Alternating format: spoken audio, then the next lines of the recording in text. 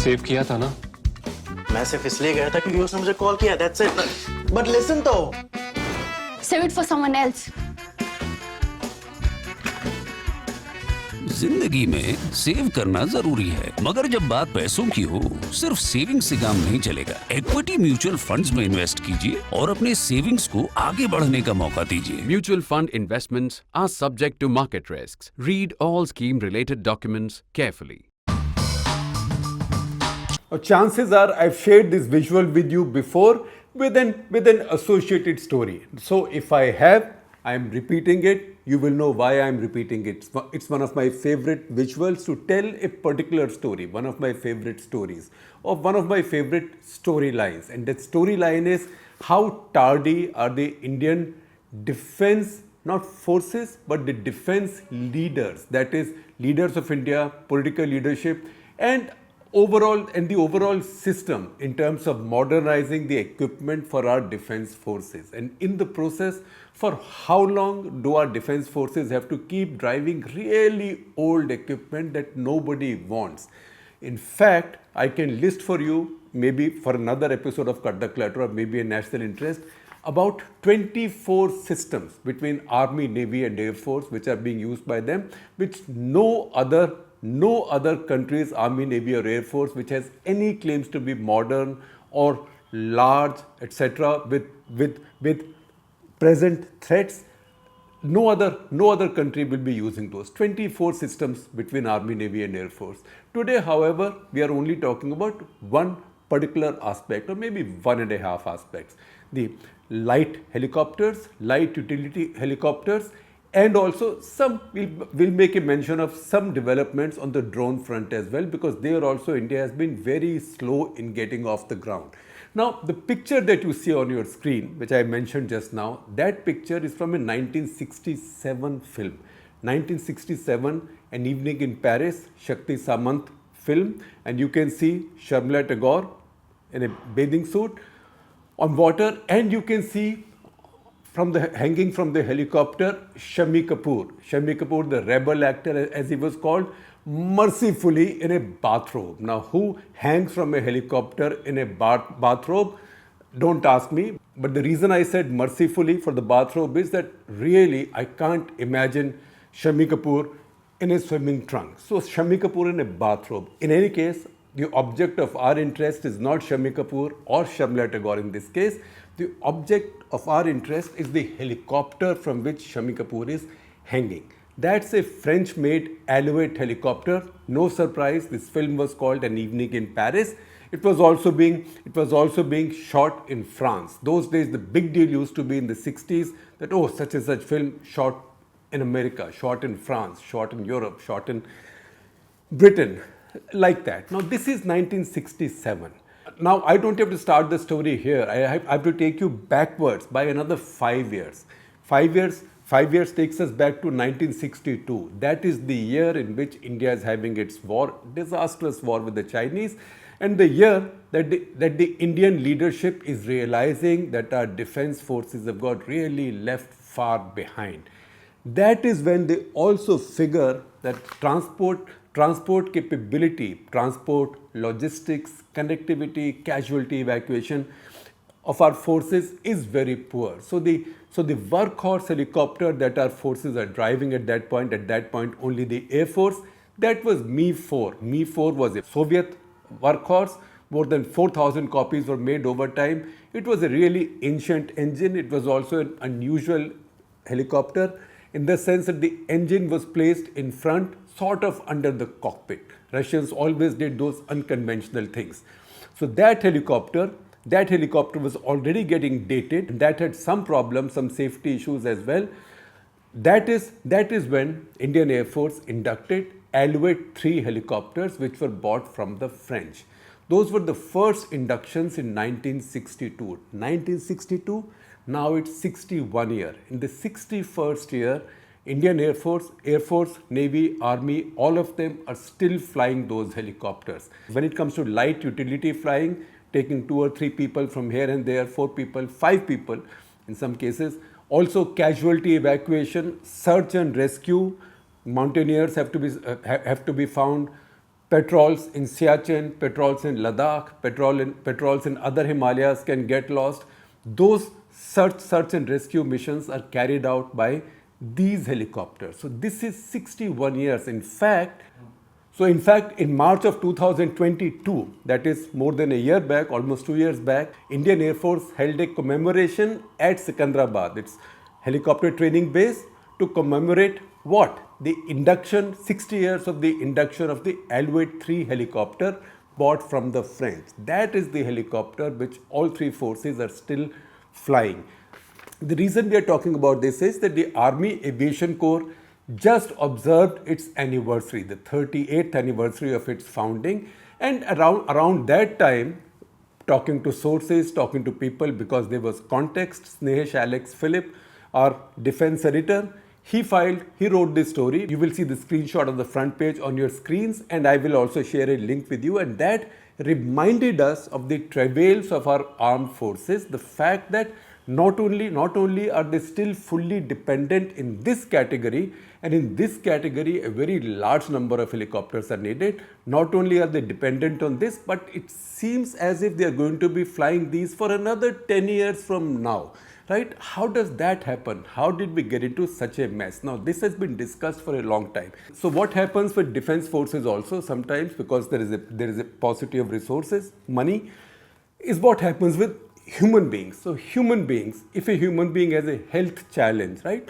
So the first thing would be, so and so has fever, so and so has an infection, pump the body with antibiotics, right? The turn of the vitamins and the protein and nutrition, etc. comes later. So right now it's antibiotics, it is steroids if those are needed, maybe insulin in somebody's case, because those things are emergency needs. Those things are urgently needed right now. But the more substantive things which give you body and substance, those continue to wait, because you think, I will manage. I'm managing with the rest. It's not a crisis. And that's what happens with the logistics arms of our defense forces as well, because money is finite. Money is finite. Okay, now this missile has come in. My missile ranges are, I'm outranged for my missile ranges. So let me get this new missile, right? These new radars come in, ASA radar. Now modern fighters have ASA radars. My fighters don't have ASA radars. So let me try and design one, or buy one, or design one, or modify one, which I can stick into my Sukhois. So my Sukhois can also get long range, beyond visual range missiles. So they can then rival what the Pakistanis have and what the Chinese have. So those things take priority. It's in that process that all three forces are left with the 60 plus years old helicopters. And you know what? Now, for every airframe, every machine, there is a life. The life can be extended. You can keep modernizing it, retrofitting it, but a time comes where you can no longer do so, or you should no longer do so. So that lifetime of these machines, these helicopters, is now ending in the next 3 and 4 years. And that is what has caused a sense of urgency. Now the armed forces were so far, or still are, there's a delay, let me still say, they still are. They are looking for a replacement from a homemade helicopter. That is the still unnamed light utility helicopter, so we'll only call it LUH, light utility helicopter, being designed by HAL, Hindustan Aeronautics Limited. Now, HAL has been making prototypes of these, and some have gone through trials. In fact, Army Aviation had placed orders for a squadron of these, and that happened in 2021, and those deliveries were to be made in 2022. Then an issue emerged in trials. The issue that emerged in trials was that the Army said, and that's what the Air Force will also say, that they have to operate these helicopters at high altitudes. Siachen, for example, Indian Army routinely uses Alouette helicopters, or what is now called Chetak or Cheetah, two versions. Cheetah is a slightly more modern version than Chetak, also a slightly niftier version. Cheetah was also modified earlier on for some sort of combat role by sticking a machine gun under it, and sometimes rocket pods as well, unsmart rocket pods. Now, they've been flying these to the highest points in Siachen. So they want the new replacement helicopter, the light utility helicopter, to do all of that. At the same time, they want autopilot in that helicopter, because Pilots have a lot of stress when they are flying in these areas. There are altitudes, if there is bad weather. The modern helicopter should have autopilot system. So LUH, as it's been designed, the prototypes have been designed by HAL, do not yet have an autopilot. That autopilot is now being developed and fitted in, and fresh trials will take place. The fact, however, is that even if this is cleared, and when this is cleared, I'm sure it will be cleared soon enough. In fact, if you talk to HAL, I'm sure they will say that their helicopter is good enough and the forces are being too finicky. Even when it's cleared for induction and operations, there will be a challenge. The limitation is that HAL's capacity or ability right now to produce LUH is limited to 30 copies a year. That is 30 a year. If between Army, Navy and Air Force, they want at least 300, if not 400. Actually, their requirement is about 400. If they want 400, right? And even if they keep driving some of these old Chetak and Cheetahs for some time, even then, even if they're satisfied with just 300 at current production levels, it will take 10 years. That is a long time, and that also tells you that planning for this has been left for too late. And once again, why did it happen? Why do these things happen? These things happen because in all these situations where resources are finite and stretched and actually very limited, what is of immediate requirement, particularly in combat areas, critical electronics, that takes precedence. And logistics, connectivity, those things get left out. Now, that said, the fact is that HAL is doing very well with helicopters. You might ask me, it's a valid question, that okay, what's the problem? HAL is such a big company, why can't they expand their production capacity and make more of LUHs? They probably can do it, but the fact is that their order book is already full in the helicopter side. HAL has become a very big helicopter manufacturer. In fact, at this point, probably among the biggest helicopter manufacturers anywhere in the world, maybe outside of China and America, but I think it will rival them for some time because it already has orders from the forces for Dhruv, or what was the advanced light helicopter, and then its variants. From Dhruv, there is Rudra. Rudra is the weaponized version of Dhruv. There are plenty of orders for those, and now it has produced Prachand, which again the armed forces are inducting. In fact, both Army and the Air Force have a squadron each now operational. In fact, the Army carried out its first firing from its Prachand helicopters, from its first Prachand squadron, this end of October. So as I understand, Snehesh confirms to me that the armed forces have moved the files and it's in the works, that orders for another 150 Prachand helicopters are on the way. Once again, it tells us that HAL is going to be very busy making Prachand, ALH, because armed forces also need ALH, which is a larger helicopter. Dhruv is a 2-engine helicopter, and also Rudra, which is obviously a cheaper version. It's a weaponized combat optimized version of the Dhruv. It is not the same as Prachand. It doesn't have the same maneuverability, but in many situations it will be very good. And that is why HAL now has its hands full. At the same time, HAL has a large Indian Air Force order of Tejas Mark 1A, which are needed also urgently. The first one might come in early 2024, but again the Air Force would want the pace of delivery to be much faster because rapidly MiG-21 squadrons are being retired. Once again, the Jaguars that Indian Air Force is using are at this point more than 40 years old, in fact about 45 years old. So there is a sense of urgency there as well, and HAL is going to be very, very overloaded. Now, any company, a commercial company, HAL is a commercial company. It is a listed stock, and as we said some time back in one of our episodes of Cut The Clutter, and I will again share a link with you, HAL stock price has actually been doing very well. At the time of the Rafale controversy, it was said that this is now killing HAL. HAL, on the other hand, has done very well over the last couple of years.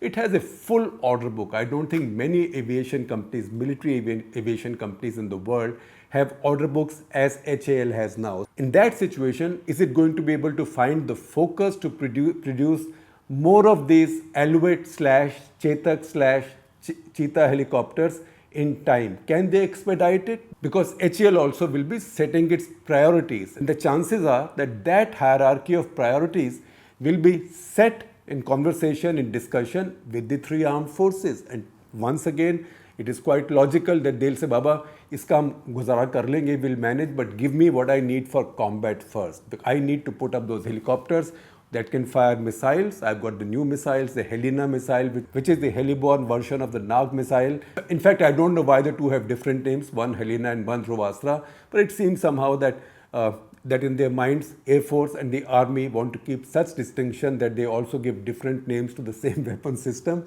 But both forces, basically Indian Armed Forces, want these helicopters up there with long-range anti-tank missiles, because now they are also getting a bunch of drones which can fly ahead of the helicopters and direct fire. We've seen this happen in the Ukraine war. For many months, the Russians took a very heavy beating from the Ukrainian missiles. Then what did they do? They came up with a new doctrine whereby their attack helicopters or their combat helicopters will stay far away from the battlefront. They'll be far away from the battlefront over the horizon. So Ukrainian missiles, ground-to-air missiles, would not get to them. And how would they target Ukrainian tanks and Ukrainian vehicles and Ukrainian assets? They'll do it because their drones identify, pick up, mark and light up those targets and relay the information back to the helicopters via satellite, so the helicopters could fire from there.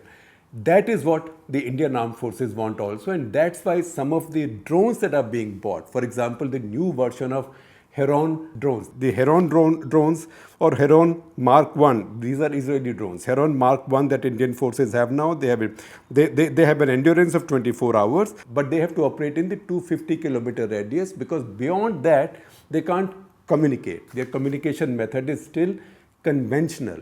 The new version Heron 2, of which 4 operate now, because the armed forces are now using their discretionary powers to order some, so at least they can get used to these, and some and more will be produced in joint venture. In one of those joint ventures, Adani Defense is involved, and the other company, Lohia Group, has a factory located in Kanpur which is involved in this. So many of these are now going to be co-produced in India. Heron 2 comes with satellite communication. So effectively it has unlimited range, because it is not communicating with you directly, it is communicating with you through satellites. Now, when all that's becoming available, armed forces want more combat helicopters. So once again, the concern is that combat helicopters will get precedence, and the chances are that our armed forces may continue to fly these really outdated old vintage helicopters for some more time. So I told you that last year IAF had the 60th anniversary of the induction of the Alouette. Maybe 4 years from now, that is in 2027, Indian Air Force could be holding one more commemoration of the 60th anniversary of the time when Shami Kapoor hung from an Alouette helicopter to woo Sharmila Tagore. And you know what? We started with this picture and story, and we are concluding with this picture and story for the simple reason that this is the most telling metaphor for some of the problems and challenges that our defense forces have, particularly when it comes to spending money and modernization and replacement of obsolete equipment.